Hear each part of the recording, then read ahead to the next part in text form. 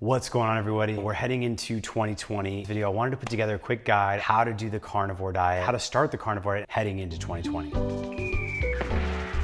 I think this video is really gonna be helpful because we're gonna go through about 4 keys on what I think will be really valuable to kind of get you to implement the diet and get it going. And the first key, this is obviously one of the more critical ones, is the mindset, right?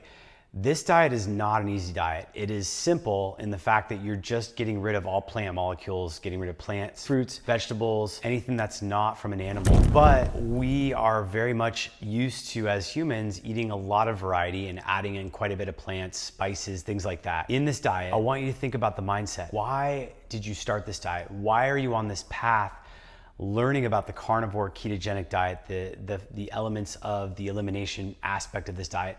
What is it about this diet that's drawing you to it that's really gonna help you reap the benefits? Because making all these changes, if you don't have a really strong reason why you're doing it, it's going to be tough to kind of sustain those days when you come home from work and you're tired and you look in your kitchen or your cabinet and you've got a really good snack that you're used to. So remind yourself why you're dealing with your autoimmune disease, why you're dealing with inflammation, why you have gut issues. The idea here is that you're going through a process to learn and to better benefit your body and to see if you actually respond better to whole animal foods without these plant molecules.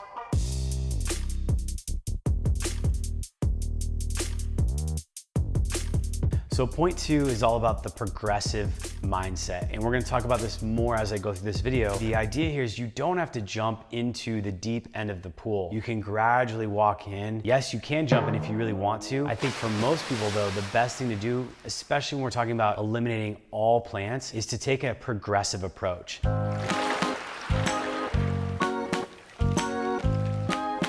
Think about getting rid of the things that you have in your house that you don't want to just throw away and waste, but maybe are okay eating. Some foods you may want to just toss them because they're just triggering you, you know they're not good for you, and they're just not bringing you any sort of vital benefit. But for other foods, me, for example, I started this diet about a year ago, and when I did, I had a bunch of avocados in my fridge and I had some dark chocolate and some almonds left, and almonds I didn't even finish. I was like, all right, these ones are going away. And I just tossed them or gave them to a neighbor or something. I know, a great neighbor. The dark chocolate, I kind of finished because it was just a small amount. And then the avocados, I kind of tapered off of them, but I had a few that I snacked on and then I gave the rest to my coworkers. But a lot of us are emotional eaters, and emotional eating is certainly a big thing. You know, the human body, the brain, the mind, we want to protect ourselves. We want to experience positive emotions, and we're also wired to seek out calories if they're available. So you're kind of going upstream when you shift into a carnivore diet that is very limited in the amount of volume of food you eat, and it's getting rid of a lot of these different varieties of foods that might be available to you. But just like an addiction to, say, cocaine or alcohol, one of the biggest things you have to do is you have to find ways to replace that. Shift your mindset in thinking, okay, what is it that I started this diet for, and what is something else I can spend my time on? Because now you're gonna be spending a lot less time thinking about food, deciding where to eat, planning meals or going out to eat at restaurants. You're gonna be focusing a lot more on meal prep, figuring out what you need, dialing in your own diet so you can feel to your optimal self.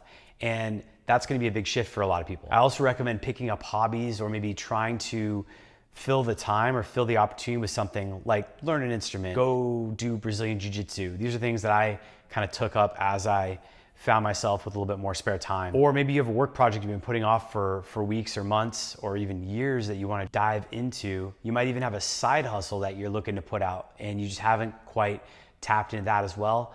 Or for me, I've really taken on a huge hobby of reading books. I've read a lot of books in the last few weeks. I've just been ramping that up. In fact, I've kind of gone on a digital diet as well of no media. But I bring us back to the main point here. The thing is, as you look at this diet and the way I started it about a year ago, you don't have to do it all at once. Slowly start doing some progressive steps to move yourself towards becoming a carnivore. I'm gonna show you a few other points here. So the next 2 keys are gonna be really big, and these will help you kind of jumpstart.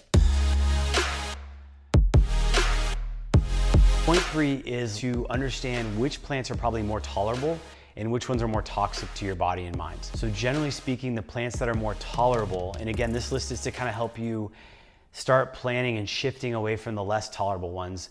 The more tolerable plants are going to be things like lettuce, avocado, olives. The less tolerable and the more toxic stuff are plant seeds. These are heavily defended by plants.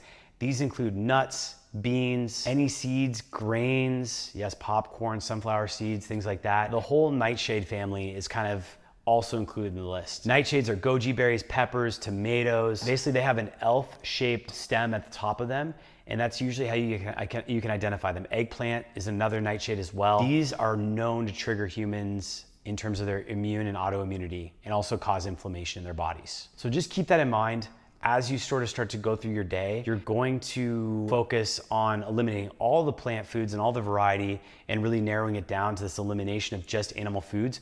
But in the meantime, what you can do is you can actually add some of these plant foods in that might be a little bit more tolerable for you. And again, the tolerable, intolerable, toxic list, it does vary from person to person. So use it as a general guide, but then feel out how you experience things. And take note that you could eat something and not feel anything for a few days and then feel the effects of it. So it's really a process where you have to kind of be patient, try something, and then see how it affects you. So my fourth point is to take this real progressive approach. And there's some subsections within this point that I want to mention. I think the biggest thing and the easiest thing to do is just start adding more portions of animal foods. So if you normally eat 2 eggs for breakfast, try doing 3 eggs. If you normally take 2 strips of bacon, try doing 4 strips of bacon. If you normally order a 4-ounce filet, go for the 8-ounce. A lot of times when you go out to eat or when you're eating at home, there's going to be options to up your intake of the protein of the animal food and the animal fat. In all those cases, just start adding more fat. Get in the habit of eating more of that in your diet. Subpoint number 2 is to focus on finishing the animal foods. So if you have a plate full of steak, baked potato, Brussels sprouts, finish the steak first.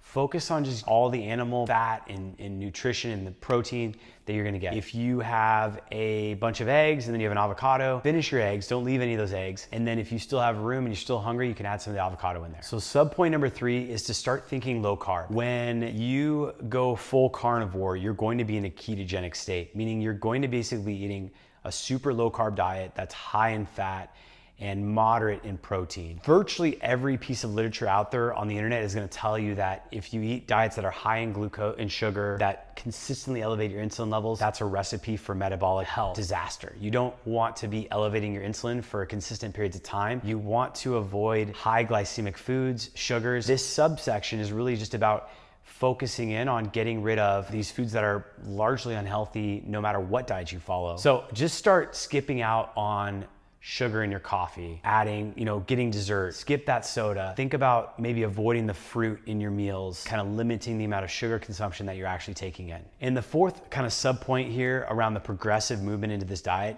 is start planning for your meals. I know it sounds crazy and it sounds like a lot of work. Again, this is simple, but not easy, right? It's a whole nother process. But my experience is if you can force yourself to do something for 4 or 5 days consistently, usually that's enough momentum to kind of get rolling. And then as long as you stay consistent with it, you will have success. With me, I don't necessarily prep all my meals, I just plan. So for me, what it is like in my office fridge, I'll have a dozen eggs that sits there. That way, if I'm in a crunch, if I don't have time to go back home to grab food, where I live, it's about a 10-minute bike ride, 5-minute bike ride from my office. So it's pretty convenient for me to come home. But if I don't have time, I will pull something out of the fridge. And if I don't have anything out of the fridge, then I'm stuck, right? So I always plan, I put eggs in there. I'll bring a bunch of fat to stick in the fridge. And I'll also bring cuts of meat, stuff that I've cooked maybe the night before. Sometimes I'll even eat it super rare. I'll just sear it briefly in the morning before I go into the office. But the point here is start planning. Failing to plan is planning to fail. If you're not planning, if you're not really thinking strategically about what you can provide your body in terms of nutrition, you're gonna get stuck in positions where it's much easier not to pick the right thing, and you're gonna pick the more easy thing because you're in an emotional state where maybe you've been drained, you're just hungry, and you've got all these things kind of fighting you. So you wanna set the conditions so that you can really set it up so the food is already there. It's really convenient for you to get to, and you have it. I also keep a scale in my office. For me, it's really valuable to kind of track my macros, track my fat intake, and just get a good sense of how much I'm actually eating.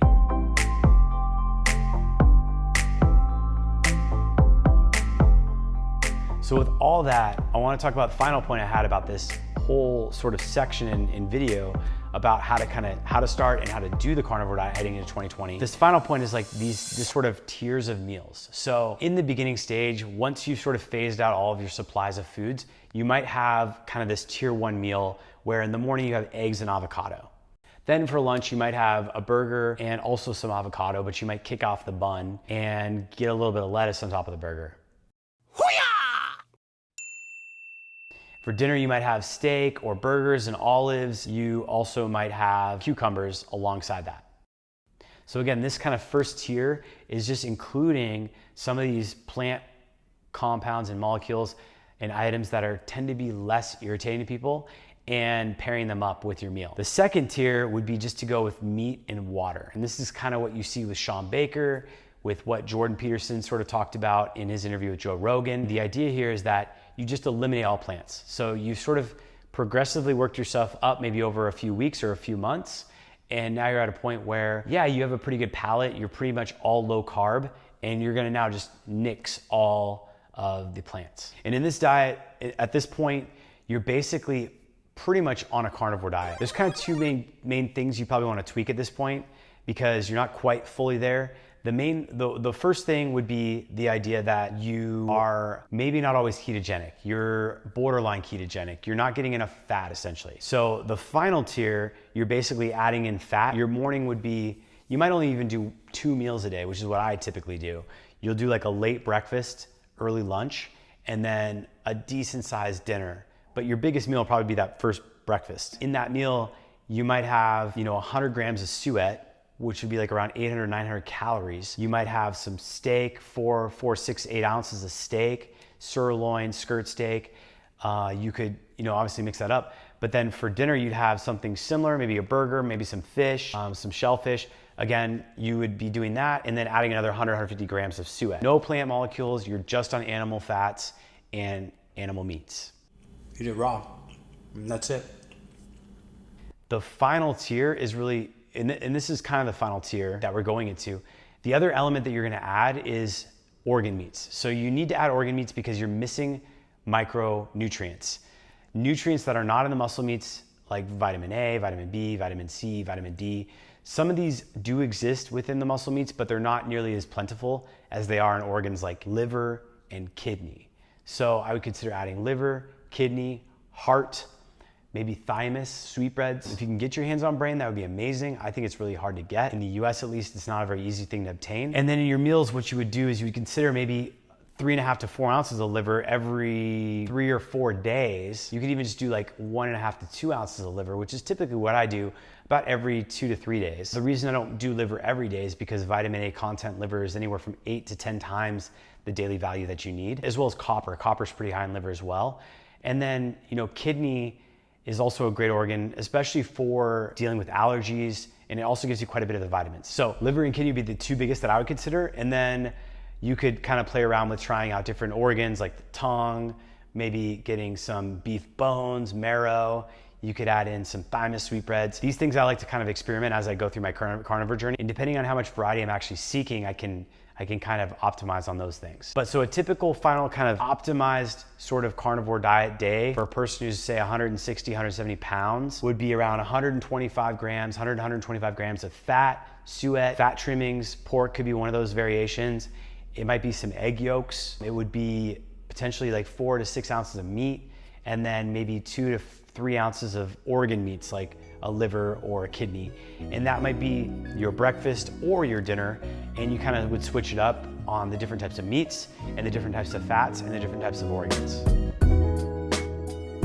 So if you made it this far, thank you so much for watching. Hit that like button, comment, let me know what's helped you progress or get started really well in the carnivore diet. It's fairly simple to do, but it's not easy. And so I'd love to hear your thoughts on what your experience is with it. And if you're new to the channel, hit that subscribe button, and I'll see you on the next one.